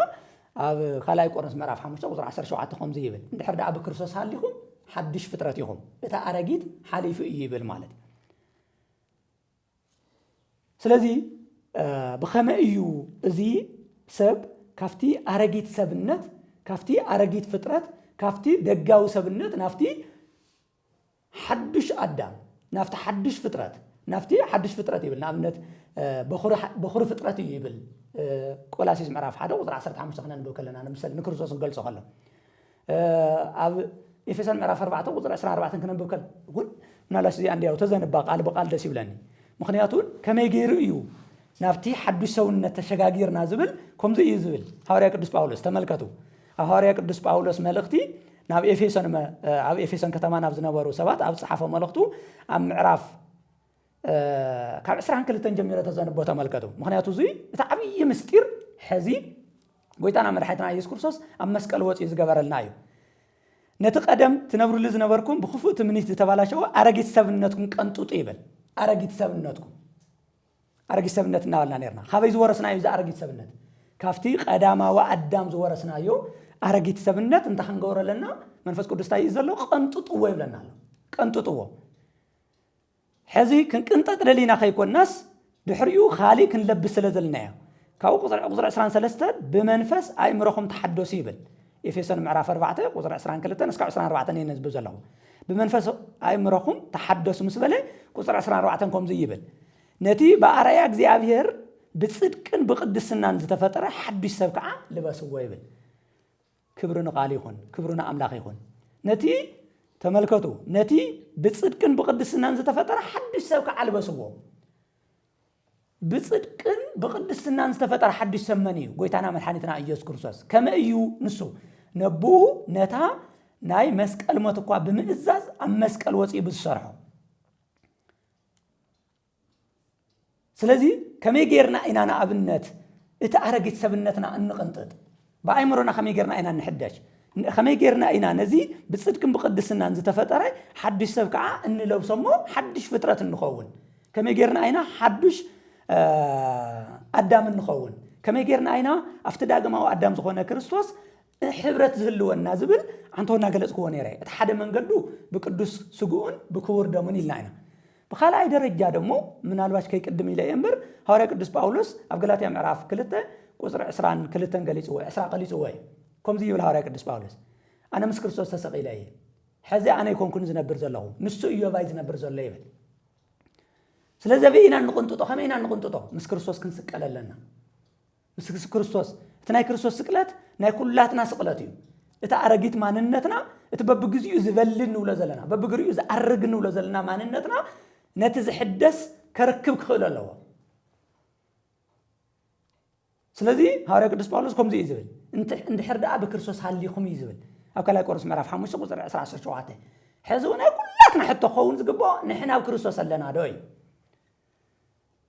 ኣብ ቆላስይስ ምዕራፍ 3 ቁጥሪ 1 እስካብ 4 ከምኡ እዩ ዝብል ምስ ክርስቶስ እንተደኣ ሞይትኩም ኮይንኩም ምስ ክርስቶስ እንተደኣ ተቐቢርኩም ኮይንኩም ህይወትኩም ሕዚ ኣብቲ ክርስቶስ ዘለዎ ኣብኡ ተሰዊራ ኣላ ንሰብ ዝግለጸሉ ግዜ ሓቢርኩም ክትግለጹ ኢኹም ይብል ስለዚ ከመ እዩ ዝናይ ክርስቶስ ደምን ናይ ክርስቶስ ስጋን ናፍቲ ሓድሽ ኣዳም ናፍቲ ሓድሽ ፍጥረት ናፍቲ ውሽጣዊ ሰብነት ከመ እዩ ዘሸጋግረና ዝብል እቲ ናይ ክርስቶስ ስጋን ደምን ምክንያቱ ህይወት ይልና ኢና መድሓኒት ይልና ኢና ስለዚ ውሽጣና ብግዚኡ ዝስርሐሉ ዘሎን ናብ መልክዕን ምስልን ክርስቶስ እናዓብየሉ ዘለናን ዕለታዊ ምግብናን እዩ መንፈሳዊ ምግብናን እዩ ንስጋዊ ምግብናማ ስጋዊ ምግብታት ኣለውና ግን ንሳቶም ሕዚ በሊዕናዮም ንኣብነት ዝበልዕና ፀንሒሉ ዝጠምየና ህዚ ሰቲና ፀንሒልና ፀመና እዩ እዚ ናይ ክርስቶስ ግን ንኣብነት ዝፀመን ተሃልዩ ዘየፅምእ ማይ ህይወት ክበቂ ነታ ሰምራዊ ሰበይቲ ከምኡ ዝበላ ውህቶ እግዚኣብሔር ተትፈልጥ ነርኪ እቲ ዝልምነክ ዘሎ መን ምዃኑ ፈለጥክዮ ነርክ እሞ ንስኺ ምለመንክዮ ነርኪ ንሱ ደሞ ማይ ህይወት ማሃበክ ነይሩ ድሕሪ ሂዚ ማይ ንምውሳድ ናብዚየ ምመጻእኽን ነርኪ ዘየፅምእ ማይ ማሃበክ ነይሩ ኢልዎ ስለዚ እዚ ቅዱስ ስጉኡን ክቡር ደሙን ሓደ በሊዕኻዮ ዘየጥሚ ፀሚእኻ ሰቲኻዮ ዘየፅምእ ኩሉ ግዜ ናይ ነብሲ ምግቢ ናይ መንፈስ ምግቢ ዝኾነ ምዃኑ ምክንያቱ ክርስቶስ እውን ግልጽ ብግልጽ ኢልዎም እዚ ኣነ ዝነግረኩም ዘለኹ እዚ መንፈስን ሓቅን ኢሉ ኣብ ዮሐንስ ወንጌል ምዕራፍ 6 ቁጥሪ 63 ማለት ስለዚ በዚ ማንነቱ እዚ ኢና እምበኣር ሓዱሽ ሰብ እንበሃል በቲ ዳግማዊ ኣዳም በቲ ጎይታና መድሓኒትና ኢየሱስ ክርስቶስ ሕዚ ኣብ ዕለተ ሓሙስን ጠቕላላ ኣብ ምድሪ መፅኡ ዝገበረልና ናይ ነገረ ድሕነት ስራሕቲ ኢና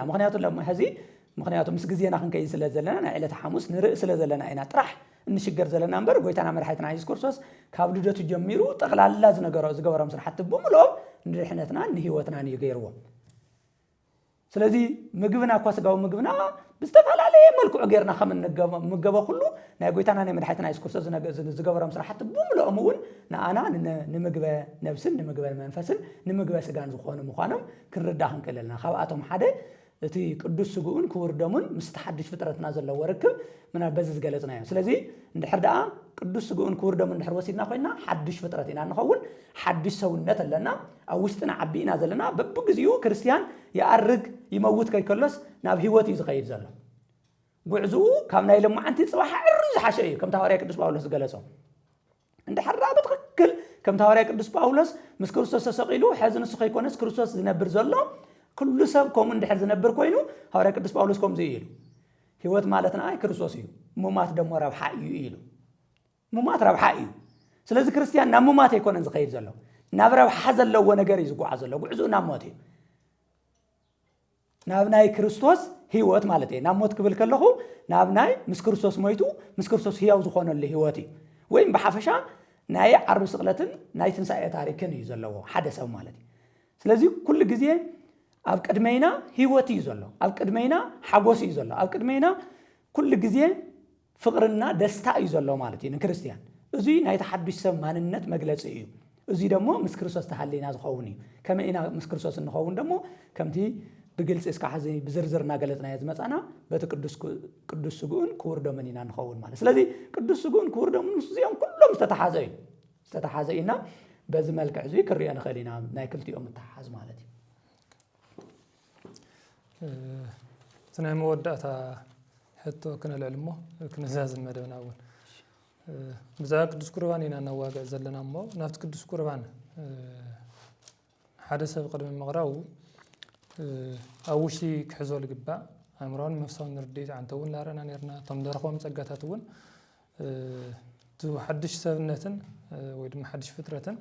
ቅዱስ ቁርባን ዘለዎ ርክብ እውን ርኢና ኢና እሞ ናብኡ ቅድሚ ምቕራቡ ክገብሮ ዝግባእ ደጋዊ ውሽጣዊ ምድላዋት እኒኦ ዶ ይኾኑ እሺ ያው ከም መዛዝም ክንገብሮ ስለ ዝተባሃለ እምበር አንተ እውን እናበልናዮ ነርና ኢና በዋናነት እቲ ውሽጣዊ ምድላውታ እዩ በመጀመሪያ እግዚአብሔር ይመስገን ያው ምናልባሽ ሰማዕትናውን ዳግም ተወሊዶም ኣብ ክርስቶስ ዘለው ክኾን ይኽእሉ ስለዚህ እዚ ትምህርቲ እዙይ ዳግም ንምውላድ ከይኮነስ እቲ ዘለዎም ትምህርቲ ንምጥንኻር ብዝበለፀ ህይወት መንፈስ ቅዱስ ክርድኡን ኣብ ናይ ክርስቶስ ቁፅፅር ህይወት ውሽጢ ክነብሩን ዘኽእል ክኸውን ይኽእል እዩ ምናልባሽ ዘይኣመኑ ዘይተጠመቑ ዘይድሓኑ ሰባት ሰምዑና እንድሕር ሃልዮም ደግሞ ብክልተ መልክዕ ኢና ክንሪኦ ንኽእል ብሓፈሻ ግን ኩላትና ካብኣይ ሓዊሱ ዝኸብደና ነገር እንታይ እዩ ኣብ መጽሓፍ ቅዱስ እውን ምናልባሽ ከም እቲ ናይ ጎይታና ናይ መድሓኒትና ኢየሱስ ክርስቶስ ተቐላላ ብፍላይ ደግሞ ኣብዚ ሰሙን ሕማማት ዝገበሮም ነገራት ካብዚኦም ብፍላይ ደግሞ ኣብ ዕረታ ዓልቢ ዝገበሮ ነገር ብትኽክል ኣብ ውሽጥና ዕርዩ ዘይሽወጠናን ምሕረት ዝኩሉ ነገር ጎይታና መድሓኒትና ኢየሱስ ክርስቶስ ዝገበሮ ነገር እሲ እንታይ ኢና ጌርና ኮይና ክንደይና ኢና በዲልና ኮይና በደልና ክንደይ ዝኣክል እዩ ኢልና ብደንብ ጌርና መርሚርና ክንፈልጠሉ ዘይከኣልናሉ ዋና ምክንያት ዝመስለኒ ሓደ ምስጢር ናይ እቲ በቲ ቀዳማዊ ኣዳም በቲ ኣረጊት ኣዳም ዝወልናዮ በቲ ደጋዊ ኣዳም ዝወልናዮ በቲ ኣረጊት ኣዳም ዝወልናዮ ዝወረስናዮ ማንነት ናይ ሓጢያት ማንነት ብኣግባቡ ዘይምርዳእና ይመስለኒ ስለዚ እንታይ እዩ ክገብር ዘለዎ እቲ ዋና ምድላው ቁፅሪ ሓደ ምድላው እንታይ እዩ ሓደ ሰብ ናብ ክርስቶስ ክመጽእ ከሎ ክርስቶስ ሕያው ከም ዝኾነ ክርስቶስ ህይወት ከም ዝኾነ ከኣምን ንባዕሉ ግን ሙት ከም ዝኾነ ከኣምን ክኽእል ኣለዎ ኣብዚኣ ምትእምማን እንድሕር ዘይሃልያ ኮይና ንሕናና ክርስቶስ ንረኸበሉ መስመር ዕፁው እዩ ግደ ሓቂ ማለት እዩ ምክንያቱ ህይወተኡ ነይራ እዩ ዝብል ዮሃንስ ወንጌል ምዕራፍ 1 ቁፅሪ 4 ህይወተኡ ነይራ እቲ መጀመርያ ብስነ ፍጥረት ተዋሂቡና ዝነበረ ህይወት እውን ብውድቀት ምክንያት ናብ ሞት ሚልና ኢና ሞትማ ብመጽሓፍ ቅዱስ ብደንብ ኣግባቡ እዩ ዲፋይን ክግበር ማለት ክግለጽ ዘለዎ ንኣብነት መንፈስ ቅዱስ ኣብ ቀዳማይ ዮሃንስ ምዕራፍ 5 ቁፅሪ 12 ገልጾ ከሎ ህይወት ከምዚ ይገልጽዎ እቲ ወዲ ዘለዎ ህይወት ኣለዎ እቲ ወዲ ዘሉ ደግሞ ህይወት የብሉን እዩ ስለዚህ ብዘይካ ክርስቶስ ህይወት ከም ዘይብልና ህይወትና ክርስቶስ ምዃኑ ብዘይካ ክርስቶስ ግን ንሕና ሙታን ምዃንና ኢና ክንኣምን ዘለና ስለዚህ ናብ ቅዱስ ቁርባን ክንመጽእ ከለና ይኹን ናብ ክርስቶስ ንምስማዕ ስብከቱ ንምስማዕ ክንመጽእ ከለና ይኹን ዝኾነ ይኹን ናብ እንዳ ክርስቶስ ክንመጽእ ከለና መጀመርያ ክንገብሮ ዝግበአናን ክንርድኦ ዝግበአናን ንሕና ሙታን ምዃንና ብሰንኪ ሓጢኣትና ሙታን ምዃንና ተረዲእና ክንመጽእ ክንክእል ኣለና እቲ ናይ መጀመርያ ምድላው እዚ ኢለ ዝወስድ ምክንያቱ ጎይታና መድሓኒትና ኢየሱስ ክርስቶስ እዚ ኩሉ ዝገብሮ ዘሎ ኣብ ዕለተ ኣብ ሰሙን ሕማማት ዝገበሮምን ብፍላይ ደግሞ ኣብ ዕለተ ዓርቢ ዝኸፈሎ መስዋዕትነት ሰማያዊ በግዕ ኮይኑ ተሓሪዱ ንኣና ዘፍሰሶ ደሙን ዝቆረሶ ስጉኡን ክርድአና እንድሕር ኮይኑ ንሕና መጀመርያ ሙታን ምንባርና ብትክክል ክንርዳእ ንክእል ኣለና እዚ እቲ ኒቆዲሞስ ዝነገሮ ምስጢር እውን እዚ ዳግም ክትውለዱ ኣለኩም ማለት እንታይ ንምንታይ ኢና ዳግም እንውለድ ስለዚ ሞትና ኢና ካሊእ ምስጢር የብሉ ስለዚ እቲ ናይ መጀመርያ ምድላው እዚ እዩ እቲ ካሊእ ካብዚ ተታሒዙ ዝመጽእ እዩ እዚ እንድሕር ዳኣ ብትክክል ተረዲእና ኮይና ብድሕሪኡ ንእግዚአብሔር ምፍራሕ እቲ ክቡር ደሙን ቅዱስ ስጉኡን ክቡር ደሙን ሓደ ንኾነሉ እዚ ጽዋዕ ምስ ክርስቶስ ሓደ ንኾነሉ ስለዝኾነ ናብ ክርስቶስ ክንመጽእ ከለና ክርስቶስ ቅዱስ እዩ ክርስቶስ ህይወት እዩ ክርስቶስ ንጹሃ ባህሪ እዩ ክርስቶስ ኩለመናና እዩ እቲ ናይ ሰማያዊ በረከት ዝሓዘ እዩ ስለዚ ናብዚ ክንቀርብ ከለና ምንም ርክሰት ዝበሃል ናይ ሓጢኣት ዝበሃል እንተሃልዮምና ኮይኖም እዚኦም ብምልኦም በቲ ቅዱስ ስጉኡን ክቡር ደሙን ዝውገድ ምዃኖም 100% ኣሚንናን ተረዲእናን ክንቀርብ ክንክእል ኣለና ማለት እዩ ስለዚ እዚ እንድሕር ዳኣ ተረዲእና ኮይና እቶም ካልኦት ስርዓት ናይ ቤተ ክርስቲያን ንምሕላው ኣይፅግመናን ለየ ዝወስድ ምክንያቱ ብዙሓት ኣለዉ ስርዓት ቤተ ክርስቲያን ትእዞም ቅድሚ ምቕባልናን ድሕሪ ምቕባልናን ክንገብሮም ዝግበና ግን ብሓፈሻ ግን ምስ ናይ ጎይታና መድሓኒትና ኢየሱስ ክርስቶስ ንሱ ንጹህ ምዃኑ ቅዱስ ምዃኑ ተታሒዞም ዝረኣዩ ነገራት እዮም ንሱ እንድሕር ብትክክል ወሲድና ኮይና ንጹህና ቅዱስ ሓቢሮም ክነብሩ ኣይኮኑን ስለዚ እንድሕር ዳኣ ቅድስና ንጽህናን ክህልወና ኮይኑ ነጺህናን ተቐዲስናን ኢና ክንቀርብ ዘለና እቲ ዝቅድሰናን ዘንጽህናን ደሞ ንሱ በዓል ጎይታና መድሓኒትና ኢየሱስ ክርስቶስ 100% ከይተጠራጠርና ክንኣምን ክንክእል ኣለና ስለዚ እዚ እንድሕር ጌርና እቲ ናይ ዕለተ ሐሙስ በረከት ኣባና ክዓርፍ እዩ ስለዚ እዚ ክብል ይኽእል ማለት እዩ ንግዜ ብጣዕሚ ኢና ንመስግን ሕጋዊ ስርዓት ገበረ ሃዋርያ كورانين تختاتلتي مدى تسوين ميديا أزي بتسوين ميديا نتسنال زغيروا لكم مدبيو نومي حزنا لكم زنيرنا مدب أو زريع على تحمس ويدما أو زريع قدوس قرآن تفرات غيرنا هنا مس مجاي سرعة غير هاري أقدي حدا حتتات نتملسنا نيرم سلازي تكلم حتنا تختاتلكم ويمثل نيرو خالي جزي بقالو حتتات بخلي مدون كسان الرقب سلام جزير مساقات يكون